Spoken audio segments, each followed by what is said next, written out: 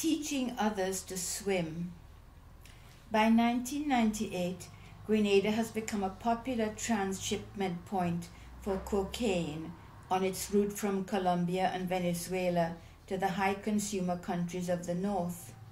The women drug mules, sometimes accompanied by boyfriends, come to Grenada ostensibly on vacation to collect the cocaine or crack waiting for them. Then they prepare to smuggle it back on or inside them to Britain, the USA, or Canada. The few thousand British pounds or US dollars that these young women earn from transporting cocaine to their countries is a pittance compared with the wealth amassed by the big drug dealers on both ends of the route, but it seems a fortune to them. And besides, in many cases they are attached to friends in their drug gangs, as well as to the expensive, flashy material possessions and nightclubs and discos which they enjoy through their trade. They live for excitement, for fun. Most were emotionally or physically neglected as children. Their children will grow up equally neglected. There is no fun in this jail. Where is the gym, the swimming pool, the basketball court, they ask. Which nights are movies shown? No movies? No gym? What about women's football? There's no sports at all? But all prisons have gyms and sports. Well, what do we do all day then? Sit in the yard, sit on the landing, that's all? Their young faces are uncomprehending, incredulous. Then they fill with anger, rebellion. The few Grenadian women prisoners here are almost always barely literate. Their families, communities and society have taught them to hold their heads down. In jail they gaze at the floor, weep softly in their cells. Any brief, ill-judged rebellions against oppression are swiftly, ruthlessly crushed by the staff. These prisoners from the developed countries are different.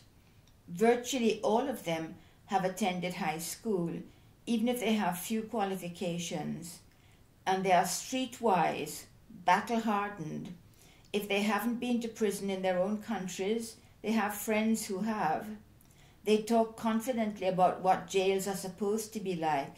They know their rights, and they are becoming a majority in Grenada's small women's prison. There are rats in my cell. I can't sleep for the mosquitoes. We need mosquito spray, roach spray. The warders, they watch us while we bathe and pass nasty, hurtful remarks about the size of our breasts and how my belly is too fat. They're not supposed to watch us while we're naked. It's humiliating. It's wrong. They make us sit inside when we're supposed to be allowed in the yard. And when we're in the yard, they tell us to stop talking to each other on the pretext that they're supposed to hear what we're saying and they can't hear us from the veranda where they're lounging in the shade. Well, they just have to get up off their asses and stand next to me in the yard if they want to hear me. Over the weeks, they become increasingly frustrated and rebellious. Some of my things have disappeared and only the warders have the keys to the storeroom.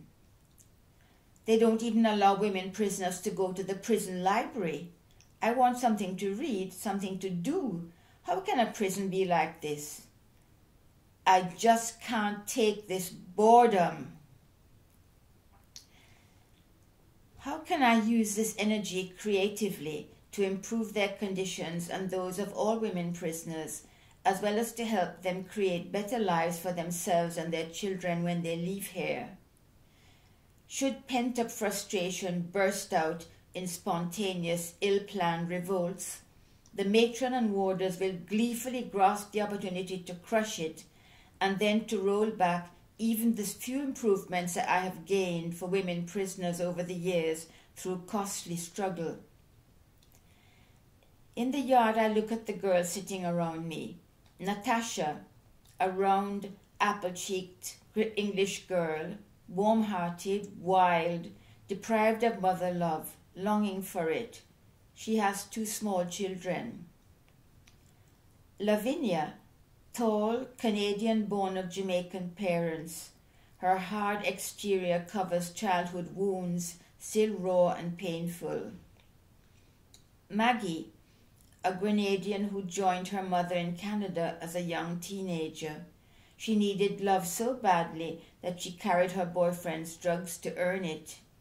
And a couple of others, all of them intelligent, bored, frustrated, and angry. I suggest softly, how about asking the commissioner for permission to have an education program? After all, the male prison has had one for years now.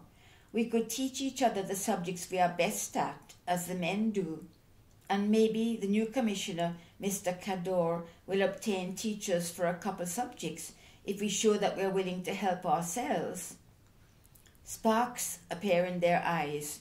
Talk swirls about. Lavinia and Maggie can teach maths, Natasha first aid.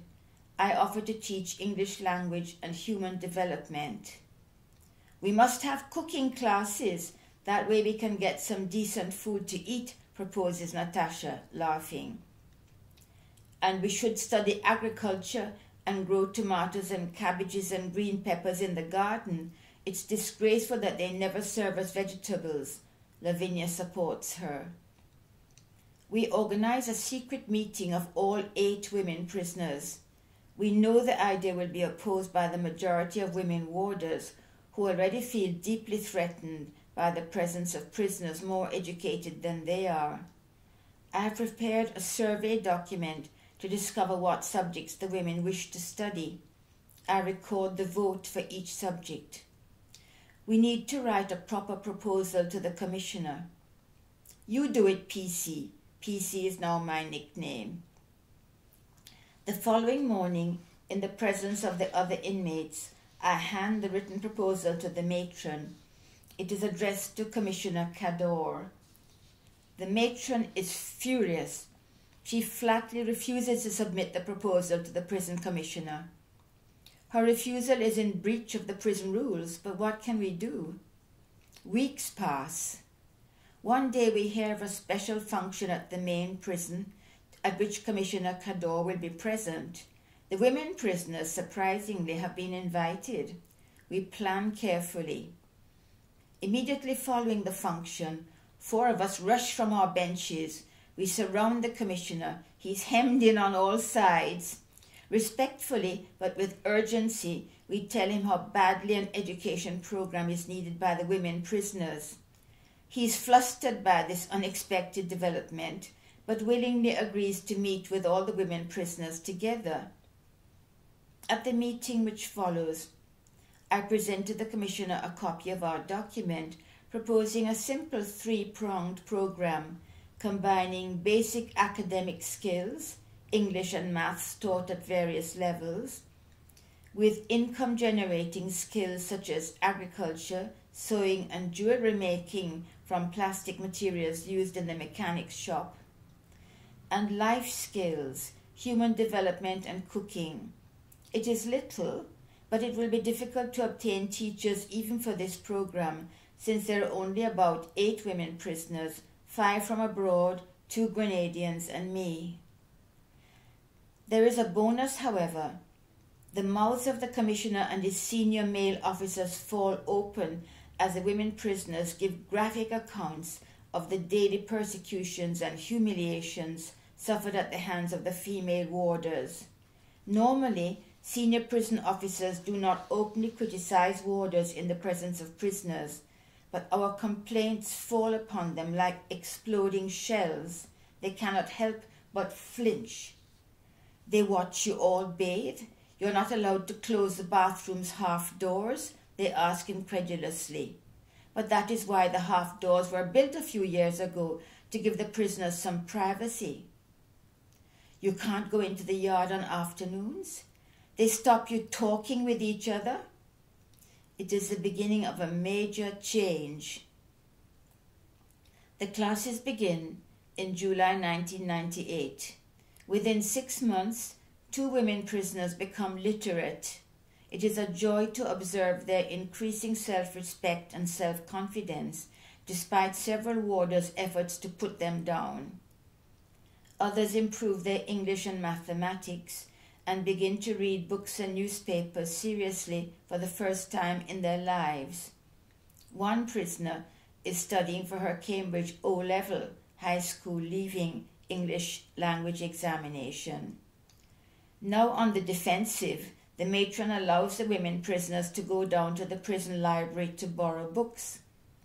And our diet improves as we reap the vegetables we are allowed to plant and learn to cook various healthy dishes and patties and cakes from the kind-hearted nutrition officer sent by the Food and Nutrition Council. After some months, 3 women prisoners, including myself, applied to take a course in computer studies, focusing on word processing and Microsoft Publisher. The course is run by 2 political prisoners, John Venture and Chris Stroud, who are also in charge of teaching several male prisoners, at different hours, of course, the matron insists. The women prisoners love using the computers to make cards to send to our families at Christmas, for birthdays and other occasions.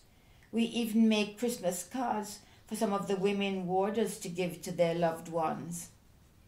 When I was imprisoned in 1983, officers used typewriters and Mimeo machines, and the most modern form of distance communication in Grenada was through telex machines.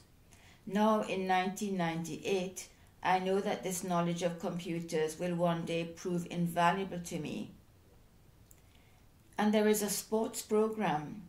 One afternoon a week we are allowed to go down to the prison's open field to play cricket, football or rounders. After so many years in a cell or in the yard surrounded by grey concrete walls and barbed wire, it is wonderful to see the green grass and large old trees on the nearby hill, to sit or run in the open air. The matron and warders are deeply annoyed at the fact that the women prisoners have this freedom, the freedom to enjoy physical exercise, to study, to grow mentally and emotionally. For me, teaching again after so many inactive years is a stimulating and rewarding experience. I structure my human development classes to provide more than education about physical, mental and emotional development through childhood and adolescence to young adulthood. Group discussion forms a major component. Gradually, tentatively, my students begin to speak of their varying life experiences, of being abandoned or neglected by their mothers, of being unable to learn at school because of hunger or unhappiness, of always being scolded, never praised, of feeling without value or worth, of staying with the first man who wanted them, even though he also beat them, of doing whatever he asked, including smuggling drugs through airports, of their children whom they loved but often left at home alone while they went out to have fun or engage in the excitement of shoplifting or traveling abroad on drug vacations. Some of their little ones are already in the care of one state or another.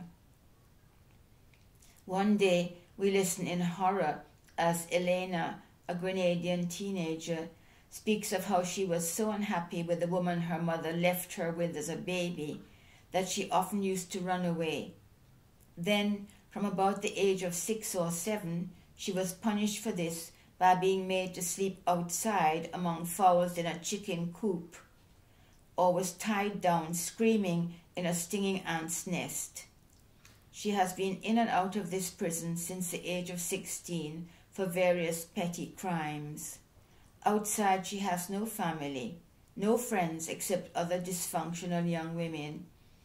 At age 17, struggling alone to care for her first baby, the infant died in its crib, apparently of sudden infant death syndrome. Now aged 19, she is charged with murder in relation to the death of a toddler for whom she was babysitting. After some months, the students begin to express their ideas about how their past has affected them. Later, they spontaneously develop resolutions about how they will live in future. No man going to use me again. I'm gonna go to night school when I get back to the States and get qualified so I can earn decent money without having to sell drugs. I go help my children with their schoolwork and guide them to become better than I was so they won't end up in jail like me. Looking on, I know that not every commitment will be fulfilled, yet I can see all these formerly neglected young women growing like stunted plants responding to rain.